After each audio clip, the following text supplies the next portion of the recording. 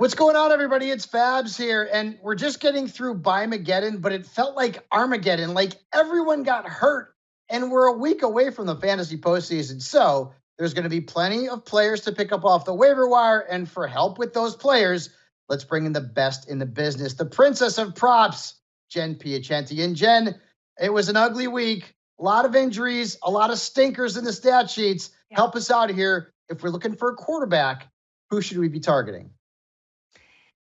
We started this quarterback last week and it paid off for us, and we're going to do it again this week. It is Gardner Minshew. Yes, we're buying into Minshew magic because in Minshew's own words, it may not always be sexy, but dang, it's good. It's good when you win your fantasy matchup, and you were able to do it with Gardner Minshew. And he's got a good matchup again this weekend versus the Bengals. So we are all in on Gardner Minshew as a good waiver wire ad. Of course, you can also possibly find Jameis Winston on the waiver wire, as well as Baker Mayfield, who should be able to give you a pretty solid floor, if not a spectacular upside.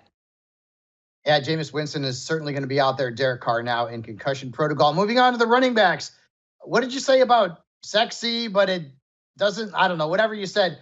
Zeke Elliott, it may not be sexy anymore because he's kind of past his prime, but we may be seeing a lot of him in our very near future. Absolutely. Ramondre Stevenson, likely a high ankle sprain. That means he's going to be out for potentially the rest of the season. We're still waiting to hear as we're recording this right now. But Zeke had a season high in rushes and receiving targets, and this is what we're going to need from Zeke. And the fact is, they don't know what they're doing at quarterback in New England, so they should continue to rely on the run game.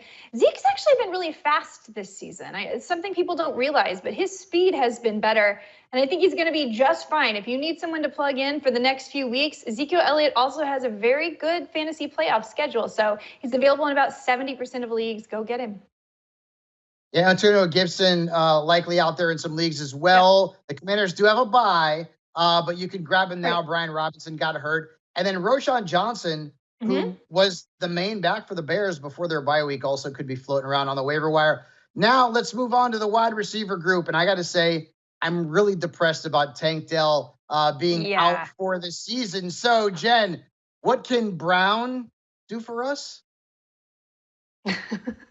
I feel like we're in a UPS commercial now, but I'm gonna say I'm feeling a lot more excited about the potential of Noah Brown than my UPS man, because he is never on time. Noah Brown, on the other hand, has had 2 150-plus receiving yard games before he had the knee injury. So he's been out a few weeks. He did play at the last minute this week. No, he didn't have any catches or any yards, which is kind of a bummer. But with everything that's going on, it's pretty clear that he's probably the guy that's going to step up and be that wide receiver too. And let's not forget, C.J. Stroud leads the NFL in passing yards. This is a team that likes to sling it.